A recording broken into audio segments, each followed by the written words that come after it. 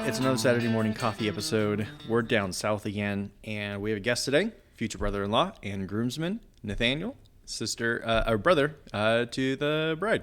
Yes, How's it sir. going? It's going good. All right. You got us a couple of coffees this morning. You have no idea what we got from a local place. I'm going to say mine tastes pretty damn good. Really? Yeah.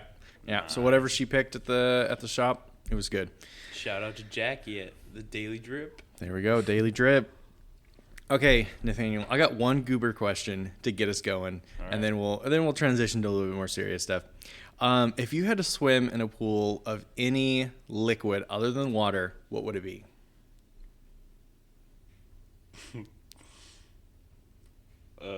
Probably coffee.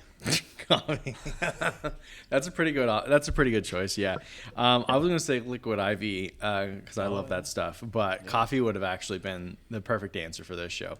Maybe Okay. iced coffee, not. Yeah, definitely iced I don't know coffee. about hot coffee. Well, I don't know. It might feel good. Be a little hot. It might be a little sauna.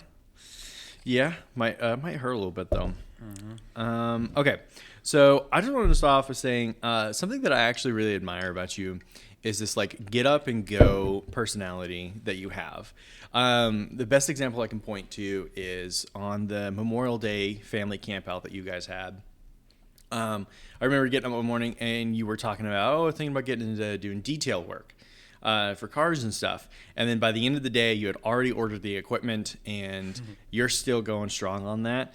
And I think that's something that we share. Like I definitely have a lot of get up and go. And like if I have an idea, I can commit to it and go through with it. Yep. But I think one thing that separates us and makes you better in that is that I end up relying on trying to find a partner or someone to do it with really often. Like, for example, when Pokemon Go came out in 2016, I was like really wanting to like, this is the perfect opportunity to do like a barbecue thing or like some kind of like a hot dog stand at a park. But I was trying to convince my roommate and one of my really good friends at the time to do it with me, and he just like was not interested in like putting in any kind of effort to anything like that. And so it never ended up happening. But I was like, you could have made a crap ton of money in like just those 2-3 months that it was just, insane crowds. And so I'm just wondering, where do you think this drive to like get up, do something and commit to it comes from? Oh, I don't know.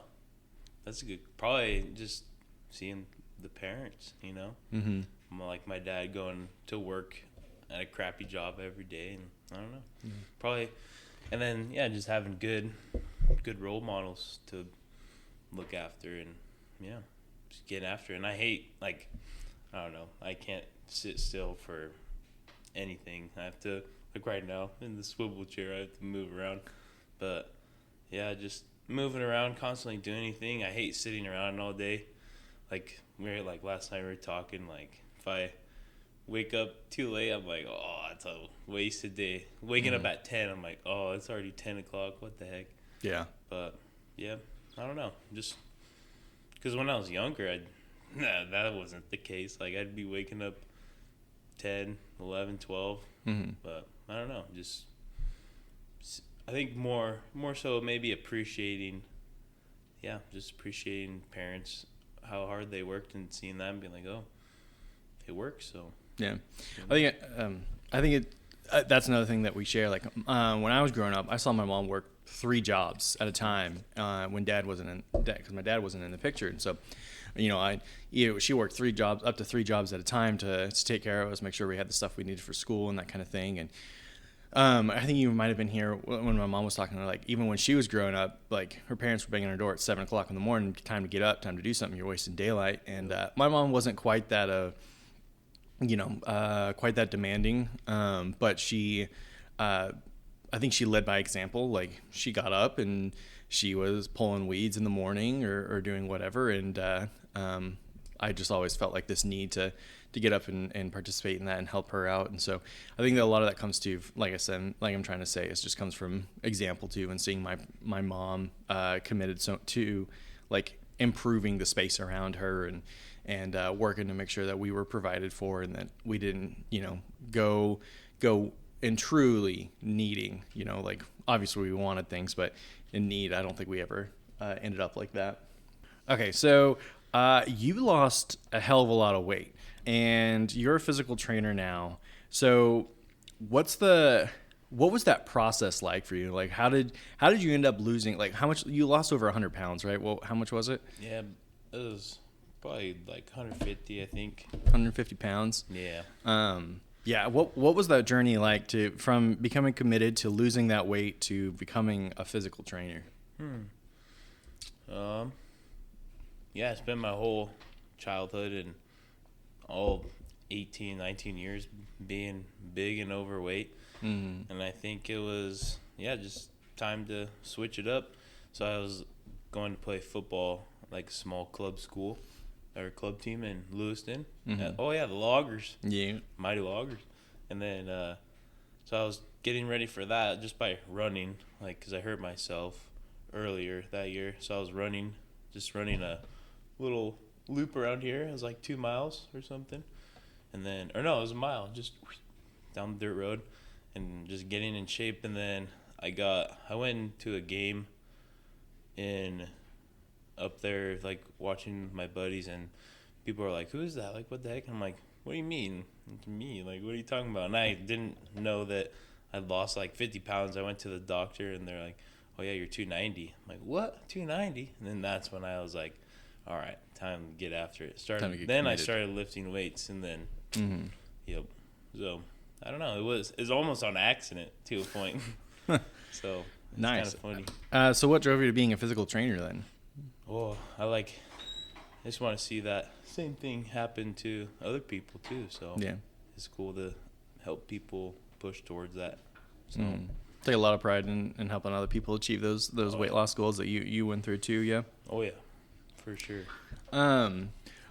So I've gone through cycles of losing the weight and then gaining it back, and I just can't keep it off and stuff. But is there like a type of food that you've found after like losing all this weight and being committed to like a healthier lifestyle? Is there like a type of food that you just can't say no to? Like you see it and you're like, shit, I gotta eat that. Pizza? Yeah, you saw it last night.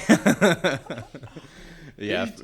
Yeah, that's fair. For me, it's donuts. If I see a donut, it's an absolute nightmare when someone brings in donuts to the office and they just sit there all day. And I'm like, I know that if other people don't eat those donuts, I will find some way to justify to myself eating another donut. And I hate it. Yep. It's like, I know where it comes from. It's like one of those happy memories that I do have with my dad, where every Sunday morning he would at least go buy donuts, and we had at least that to look forward to. Because going to my dad's was, a pretty rough ordeal. And so, I don't know, there's like that psychological element that it just reminds me of a happy moment that I actually do have with my dad. So it is absolutely my downfall. Or the drumstick ice cream cones in the freezer. Belonging to your dad, yeah. Okay. So another thing, this is I'm kind of envious of this, of you having a fixer-upper home. My whole life, I've always dreamt of that a fixer-upper home would just be an amazing thing to have. I would have so much fun with it, even though I know my way only around the most basic of tools. It would be, I'm sure, a disaster, like process of learning how to do these things. Because, like I said, I didn't have my mom taught me even how to pee on a tree. She was the one that taught me how to pee on a tree. And, so I didn't have anyone to teach me how to use different tools and stuff. So I know it'd be a nightmare, but I've always wanted a fixer-upper home, because it just sounds like so much fun, and it feels like I would have so much more pride in that house, So for sure. I just and you have one now, and that's what we're getting to, is you have a fixer-upper home, and I'm envious and I love it for you. How's it going? It's going. Yeah. It's been 2 months now of you working on it. Be careful what you wish for. You won't. So that it'll be fun. Shit. It's oh shoot, can we cuss on here? Yeah. Okay, you can bleep it out, I guess. Yeah, we're good. No, it's fun. It is fun. It sucks though. Mm-hmm. It does suck, but it's like, it's gonna be. I don't know. I heard someone talk about it like where it's like the fun type of suck, where it sucks in the moment, but like a year or two from now, we'll look back and be like, oh yeah, you remember when we were working on the house? That was so much fun. But it's it really yours. sucked. Yeah. You can take a lot of pride in it because sure. you're fixing up your home. Yeah, and I'm lucky. I'm super lucky to have like had my dad teach those things to me, because I've seen like the guy that owns the gym I work at, good buddy too. He like didn't have his dad either, and he was working on his house, and he just seeing the stuff like that was almost common sense to me. And then him not knowing, I'm like, oh, okay, like yeah, I can see how I'm pretty fortunate and lucky to have those just like not basic, because some of it's not, but like just those sort of things taught to me and all that stuff growing up. So yeah, pretty makes it a whole lot easier, that's for sure, and cheaper. So a lot less mistakes. Sheesh, yeah, for sure. Well, yeah, I guess so. So I'm going to assume you don't regret it at all, buying a fixer-upper home. No, for a price nowadays, and yeah, it would have been a hell of a lot more if it was a nice house. So yeah, not bad though. It's almost done. Yeah. Yep. What do you think? So you kind of talked about a lesson learned of just like realizing like, yeah, I kind of know this stuff already, because I had a dad growing up, and he taught me a lot of these basic tools and basic concepts and stuff, and then kind of realizing that other people don't have that basic knowledge. But have you learned other lessons in this process so far? Oh yeah, for sure. Like what? Just different thing that I don't know at all. Because I don't know. What a good lesson to learn. I like to think I know it all, but I know I don't at the same time. I'm sure your sister would love to hear that. To a point, I kind of know it all if I know I don't know it all. You know what I mean? Okay. I mean, that is a hell of a lesson to learn, and not one a lot of people want to admit to. Yeah, like because I've had help from a buddy and his dad, and they were in the restoration like house business for a long time, and they knew how to do all the stuff and I was like, oh, how do I do that? And like I'd tell them, oh, I'm gonna do it this way, and they're like, oh, why are you doing that? Would be terrible. Do it this way.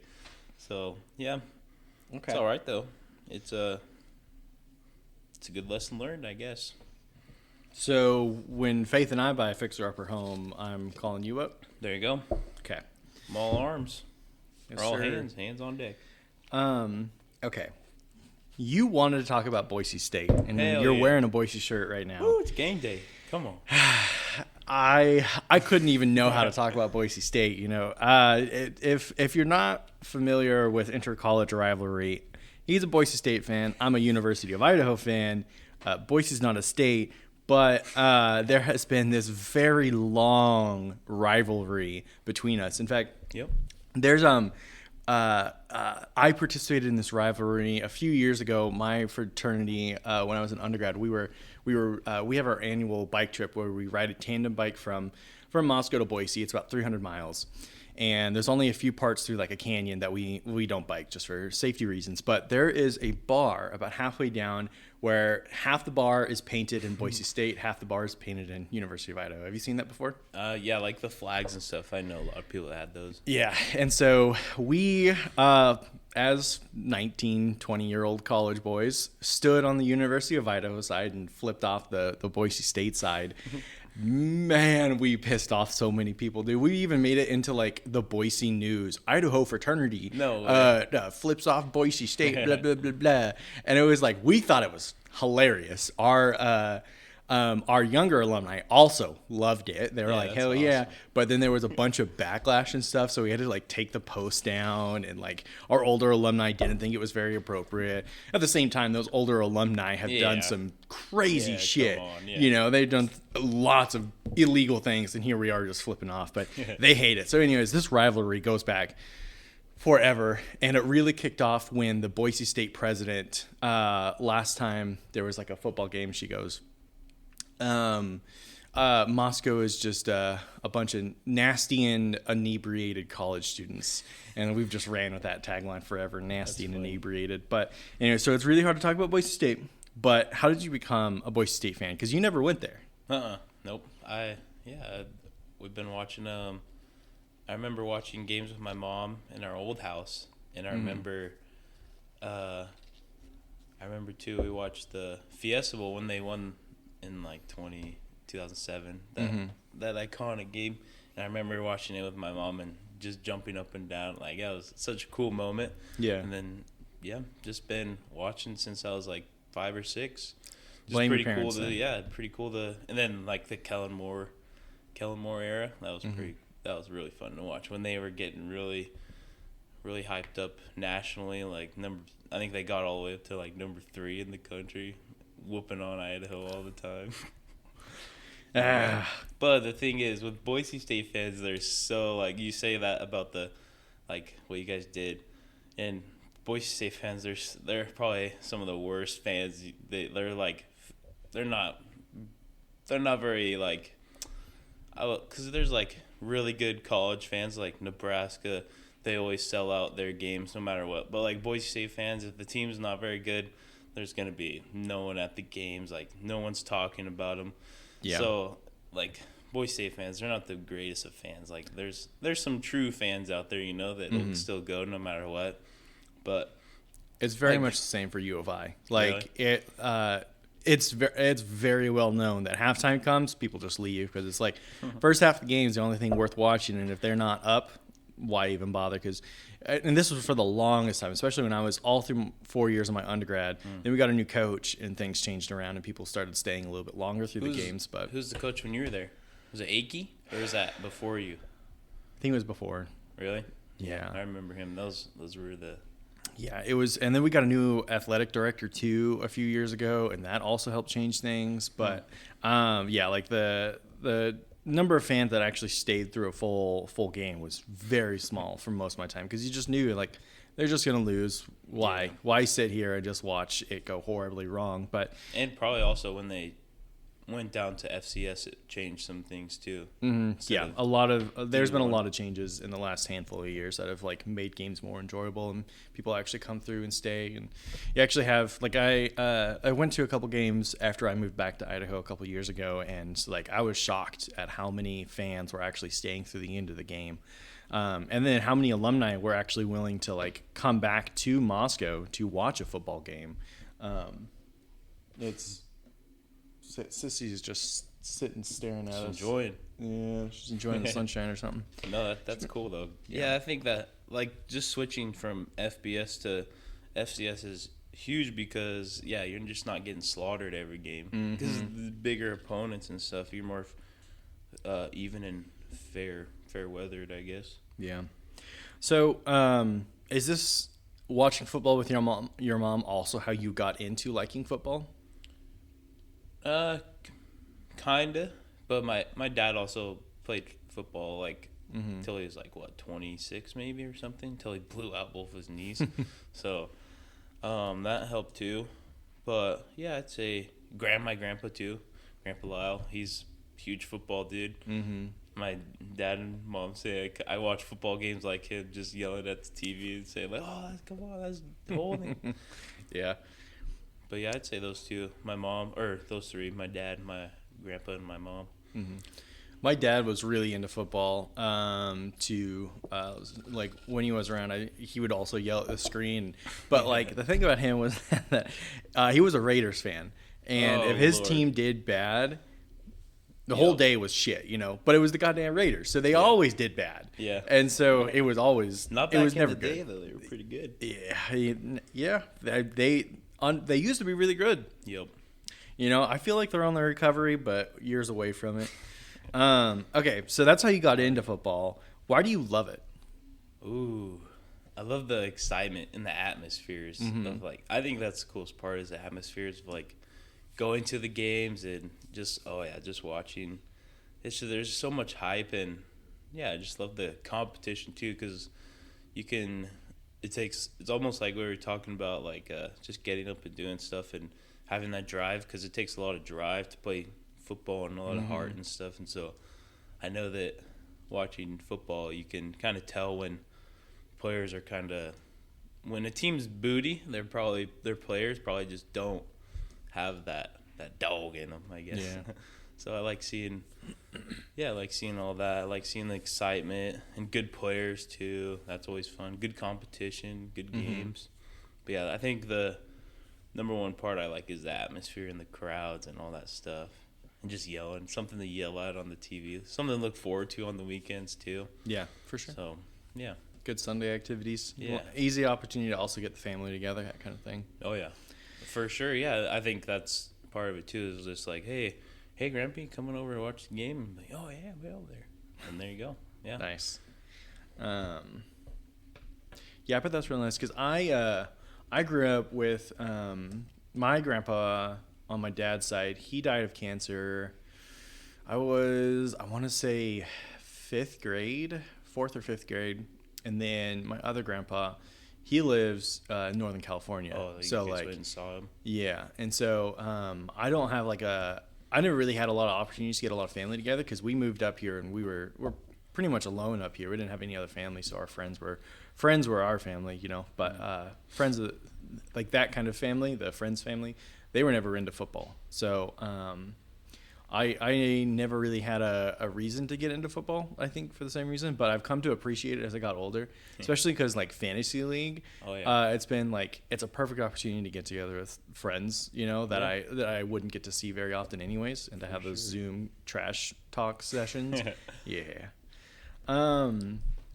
So one more thing to say I appreciate about you is coming down here and like getting to play games with you guys, because growing up that was how we spent family time together. That's how we spent quality time. Yep.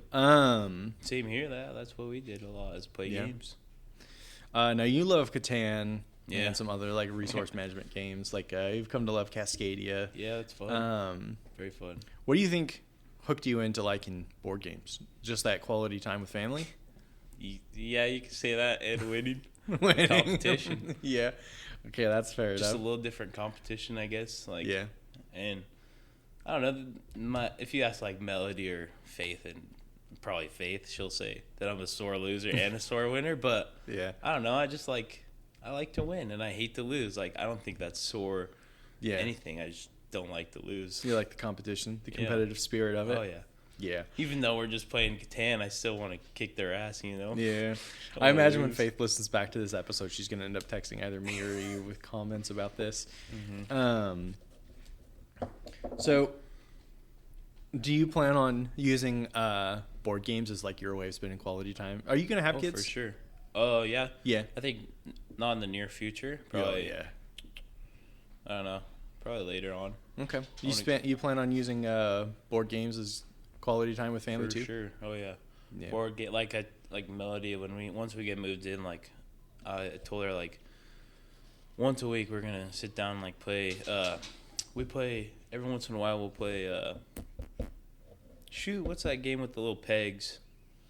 I have a board back there. I don't remember what it's called, but it's a fun game where you just like, it's just a 2-person game and you just play it, and then hey, that dog.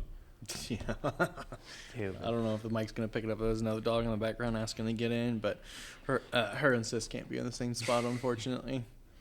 But play that game sometimes. Mm-hmm.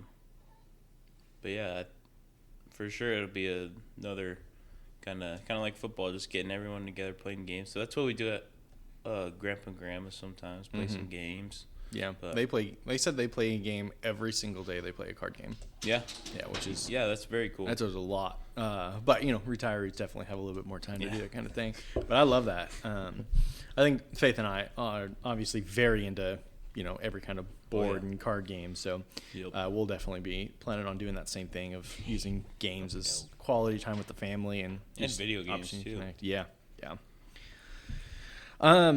Is there anything else you want to talk about?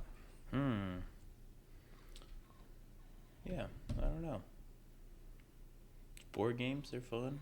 The dogs. Thinking about getting a dog. Are you? But I don't know. We'll see. I kind of want to chill out. Yeah, chill out for a little bit after finishing that home. Oh yeah. How's the coffee though? Oh, this is really good. Yeah. Yeah. I'm like trying to not to chug it because I got to talk and stuff, but I'm really liking it. There you go. I'm wondering what they got.